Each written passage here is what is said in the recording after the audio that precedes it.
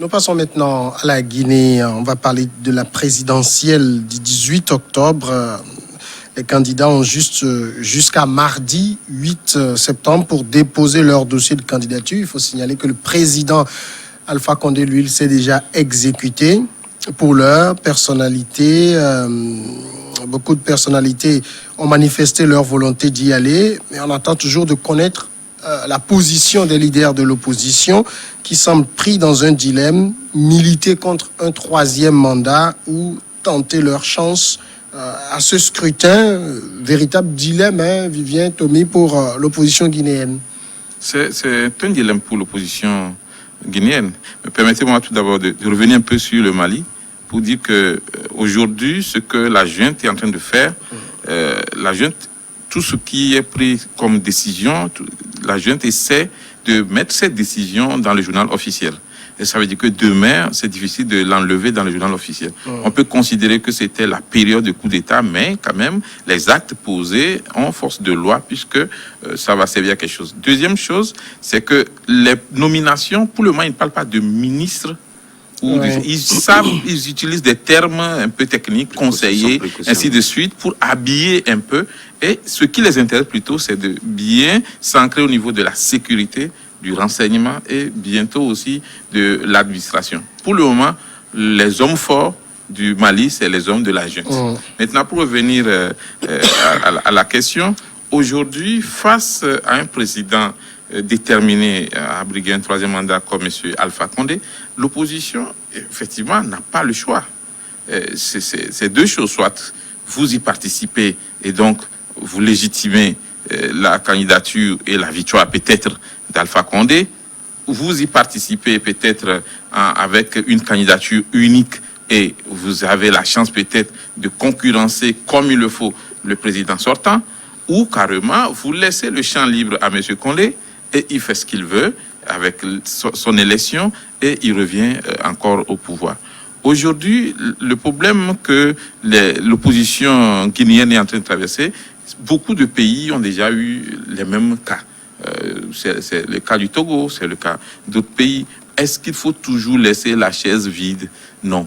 Est-ce qu'il faut toujours laisser le président sortant avoir un boulevard devant lui? Je pense que dans de pareils cas, il faudrait que les opposants puissent s'unir pour parler d'une seule voix. Si vous êtes sûr que la grande partie du peuple est de votre côté, allez aux élections, battez dans les urnes le président sortant et montrez à l'opinion nationale, l'opinion internationale que, attention, le peuple guinéen a vomi le président Alpha Condé. Mais si vous réfugiez derrière le fait que y aller, c'est choses vaines, ou bien vous dites qu'il vaut mieux contester le troisième mandat alors que au niveau de la constitution de Guinée présentement, le président Alpha Condé a le droit de se présenter. Donc ce chapitre-là devrait être fermé et l'opposition devrait envisager plutôt la possibilité de renverser le président Alpha Condé par des élections claires, des élections transparentes. Et la seule façon de gagner, si on est dans l'opposition, c'est d'unir la voix. Parce que quand M. Condé aura 18 candidats devant lui, je pense que le boulevard lui est grandement ouvert. Et le plus important aussi, c'est de noter que l'opposition boycotte ou non, chaque président sortant se fabrique ses candidats. Il y aura toujours des candidats qui vont se présenter en face de M. Condé. Et bon, M. Condé va quand même réussir son projet d'aller au troisième mandat. Donc l'opposition doit réfléchir à deux fois. Mais comme Mayaba, on sait que c'est vrai que si le pouvoir est capable de fabriquer des oppositions fantoches, mais il y a... je n'aime pas trop le terme, mais je suis obligé de l'utiliser, la vraie opposition qui est là. Et aujourd'hui... Par rapport à quoi? Peut-être l'opposition radicale. Oui, peut-être, pourquoi pas. Et aujourd'hui, son dilemme, c'est que elle a milité depuis longtemps contre même cette constitution. Et se présenter à ce scrutin serait légitimer finalement la Constitution. Oui, c'est aussi la grande question. Aujourd'hui même, le débat au niveau de la Guinée vraiment reste un débat très préoccupant. Vous savez, Alpha Condé, je crois que c'est sur ce même plateau, on était resté ici parler de pourquoi est-ce que depuis là, Alpha Condé n'a pas encore donné sa position par rapport au troisième mandat et l'alliance. Mais c'est qu'il y avait déjà de la fumée. La fumée qui devait peut-être donné des signes que Alpha Condé avait cette volonté de se présenter. Aujourd'hui, quoi qu'on dise, quelle que soit la manière la plus organisée par rapport à ces élections, je ne pense pas qu'il y aura un candidat qui va peut-être concurrencer Alpha Condé de façon que vous connaissez. Donc, non, concurrencer, oui, c'est autre chose. Peut-être gagner, oui. Gagner, bon, oui. Le concurrencer, oui. Oui, c'est ça. Oui. Le gagner, non. Oui. Je pense qu'aujourd'hui... mais c'est le peuple qui décide aussi. Oui, c'est le peuple qui décide. Vous connaissez les conditions dans lesquelles l'organisation... C'est vrai, nous ne manquons pas de le dire. Au niveau de la Guinée, Alpha Condé aussi a ses militants. Il a beaucoup de militants aussi qui soutiennent sa candidature. Donc, mais visiblement, avec cette candidature, je crois que l'opposition doit s'unir, comme l'a dit. Mais s'unir en quoi faisant? C'est ça la grande question. En y allant ou en n'y allant pas? Non, il faut forcément... La politique de la chaise vide, ça n'arrange pas. Il faut y aller. Quand vous avez vu quand ils n'étaient pas allés aux législatives, comment ils sont fragilisés. Donc aujourd'hui, la grande question, c'est d'aller redéfinir les bases même de cette transition, enfin, de ces élections-là, pour que ce qui ils avaient évité ou ce qui les avait perdus, qu'ils puissent les rattraper, parce que rester en marge ou à l'écart du jeu politique, je crois que même vous risquez de perdre vos militants. Donc je crois que cette fois-ci, l'opposition au niveau, même quand vous regardez la principale figure, d'Alain Diallo, enfin, c'est lui d'Alain Diallo. Lui, il s'apprête même à aller à ces élections. Il a déjà annoncé, il dit non, qu'il ne faut pas qu'on cautionne, qu'on pense qu'il cautionne maintenant et légitime, je crois, la constitution qui a été tripatouillée par Alpha Condé. Je crois que les positions sont, au niveau même de l'opposition, ils sont déjà divisés. Il y a certains qui pensent aller, d'autres non. Bon, finalement, ça s'est passé dans les autres pays. En l'occurrence, au Togo, nous avons vu comment ça s'est terminé. Les gens sont restés dans leur intransigeance en exigeant des choses qui n'existent pas. Mais le train avance. Je crois qu'il va falloir le fameux train. Adam, finalement, s'il y a une élection à boycotter, parce que vous savez, les oppositions se ressemblent sur le continent, elles font les mêmes erreurs. On a boycotté les législatives, où on pouvait quand même aller avoir ce qu'on appelle la minorité de blocage. On n'est pas allé. Et on va chercher à aller à une présidentielle où il n'y a qu'un seul siège en jeu. Et tout le monde sait que, bon, comme disait le vieux Bongo, on n'organise pas des élections pour les perdre. De toutes les façons, vous savez, je pense que c'est un manque à gagner de l'opposition carrément africaine, comme vous l'avez dit. C'est vrai que les oppositions, surtout le continent, se ressemblent aussi en acte, en action et en tout d'ailleurs. Donc je pense que l'unique élection qu'il ne faut pas boycotter sont les élections législatives. Et le Togo l'a pris à ses dépens. Et je pense que prochainement, sauf que les gens n'ont pas su apprendre du passé, ce qui arrive aujourd'hui au Togo, normalement, ne devait plus arriver à aucune opposition sur notre continent. Parce que nous, on a eu déjà à le subir. On a eu quand même à apprendre de ces actes-là, mais on reprend pratiquement les mêmes choses. Ben moi, je me dis au niveau de la Guinée, il y a une approche précautionniste que l'opposition ne sait pas aujourd'hui faire prévaloir.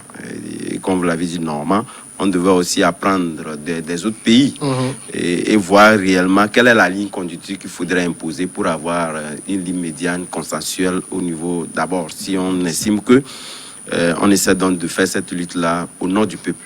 Malheureusement, ce qui se passe aujourd'hui au niveau de la Guinée, moi, j'estime que l'opposition est en train de faire fausse route. Parce que aujourd'hui, on laisse, parce que on avance des préoccupations qu'on est sûr de ne pas avoir. Ça, c'est un.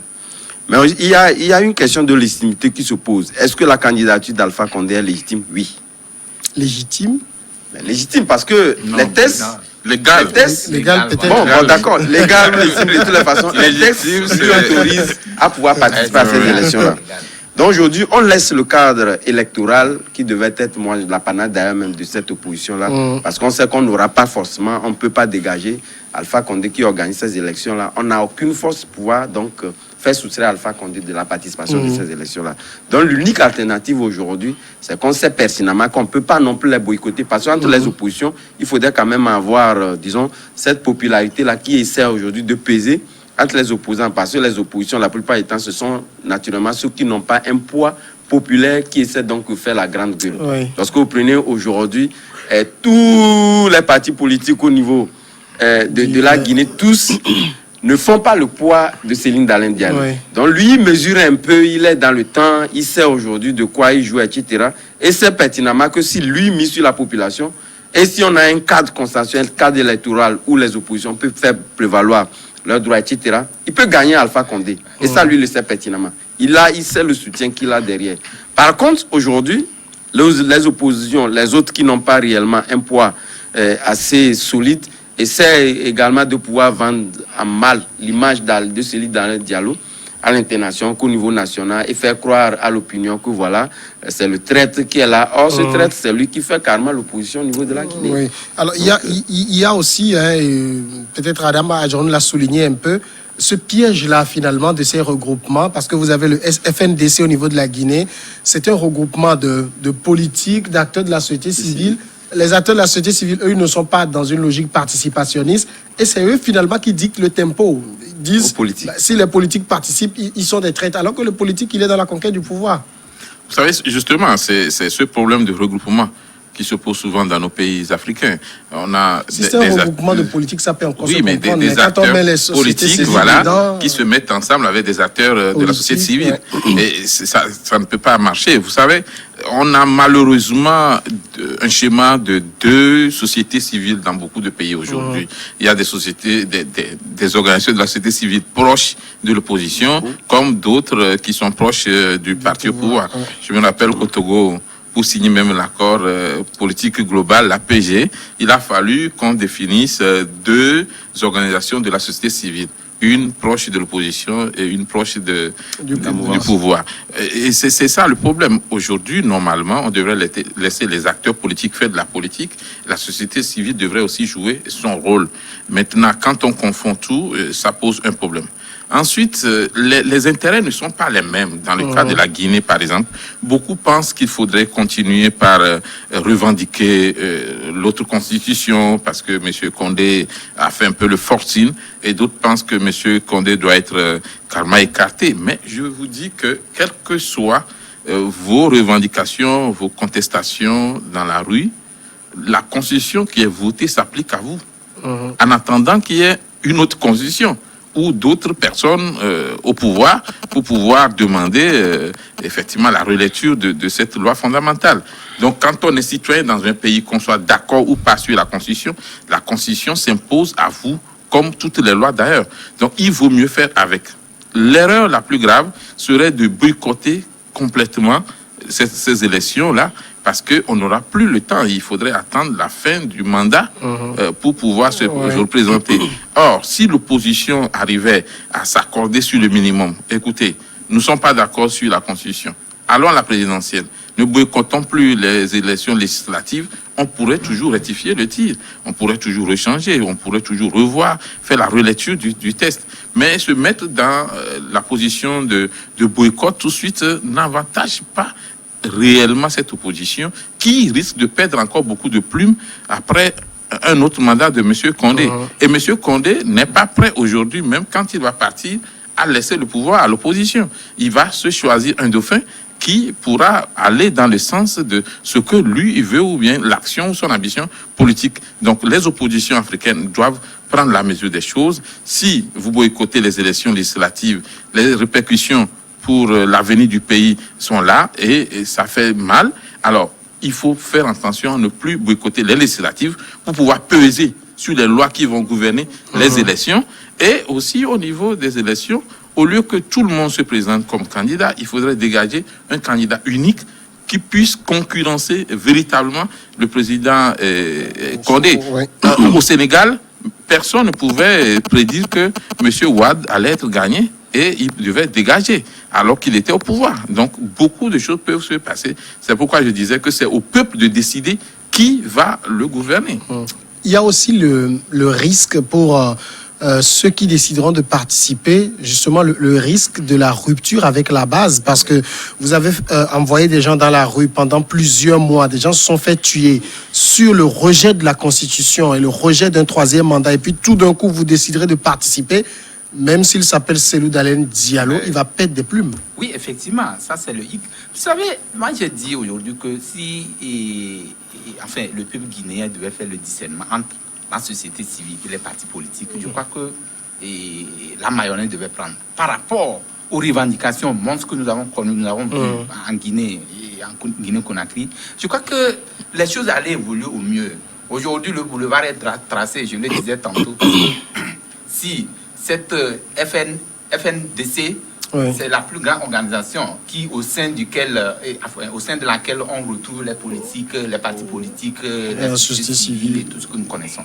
Je crois que si cette organisation de la société civile s'était organisée de façon beaucoup plus organisée, si on peut permettre cette tautologie, je crois qu'on aurait peut-être coupé comment on appelle, les racines au pouvoir de Alpha Condé. Parce qu'aujourd'hui, on a laissé cette...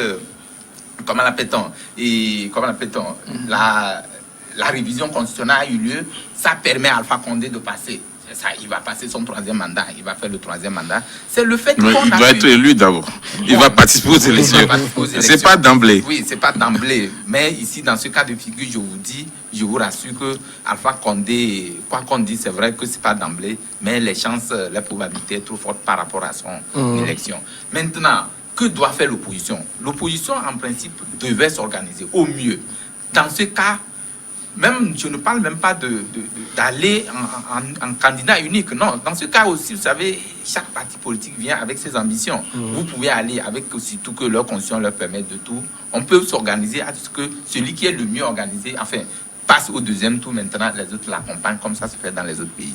Maintenant ici... Et si jamais il n'y a pas de 2e tour, oui, ça aussi, c'est danger pour... aussi existe. Oui. Donc ici, je crois que l'opposition n'a plus de coudées franches pour pouvoir affronter ce pouvoir-là qui est en face, mais de s'organiser pour peut-être définir les autres bases au niveau de l'organisation de ces élections. Vous savez comment le parti d'Alain Diallo, Céline Diallo, a fait de manière à ce qu'on puisse ramener le code électoral. Dans ce cas, combien de Guinéens sont portés, enfin, sont morts dans cette situation? Donc aujourd'hui, vous l'avez si bien dit, si aujourd'hui ils participent à ces élections, ceux qui étaient sortis pour dire non au 3e mandat de Condé, à quel jeu vont se fouler? Donc je crois qu'il faut que ça s'organise pour que demain, ces grands partis-là ne puissent perdre, comme ça se passe au Togo ici. Les gens sont partis de rien, ils ont dit non, je ne vais pas aller aux élections. Après s'être allés, maintenant, on les accuse de tous les noms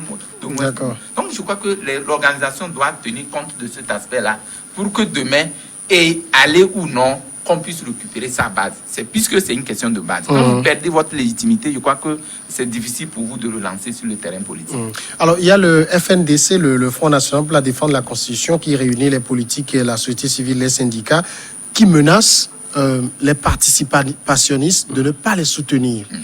Non, vous savez, c'est là également la grande erreur des oppositions pour la plupart du temps.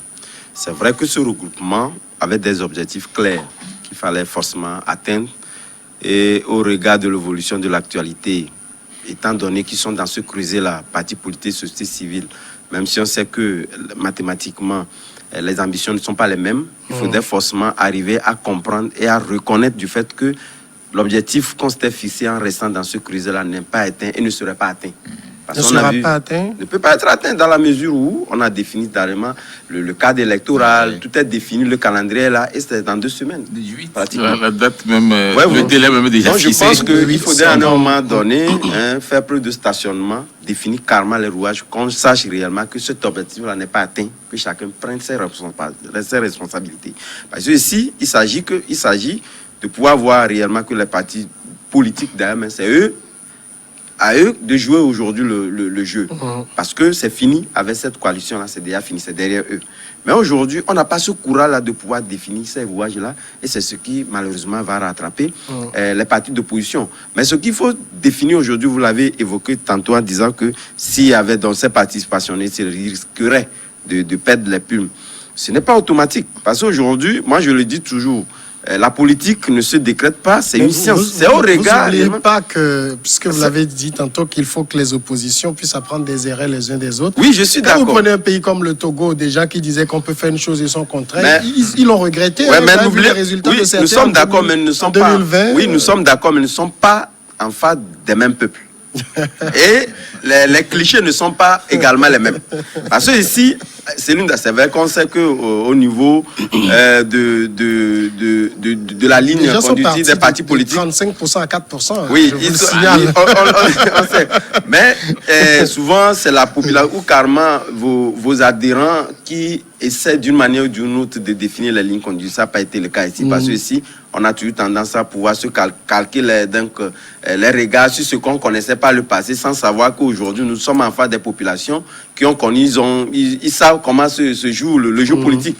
Et carrément, ça n'a pas été mesuré pour le cas togolais. Voilà pourquoi les gens sont calqués sur l'antécédent et aujourd'hui, ils ont eu reçu. Mais Alpha Condé, apprenant de cela, c'est carrément qu'il aura joué un rôle de base à pouvoir convaincre la population en sachant réellement que cette population peut d'une manière ou d'une autre adhérer à l'opinion qu'il est en train de véhiculer. Et cette même opposition peut, ou carrément cette population peut lui dire ce n'est pas bon de boycotter les élections car nous sommes derrière toi, tu peux gagner les élections. Alors nous sommes toujours aussi également dans une logique où les oppositions s'y prennent toujours très tard. On parle d'une date butoir sur le 8 septembre et au 4, on ne sait pas qui va ou qui ne va pas. Non, je crois qu'ils font semblant, des fois, les opposants, de ne pas être prêts. Mais ils se sont vraiment apprêtés. Parce que l'élection, la présidentielle, c'est pas aujourd'hui que cela a été décrété, puisque tout le monde savait depuis plusieurs années qu'il y aura des élections à telle période. Aujourd'hui, le problème qui se pose, c'est que il ne faut pas se tromper. Quand une partie de la population ou de votre base vous dit n'y allez pas, il y a quand même aussi une partie qui voudrait bien que vous ne boycottiez pas.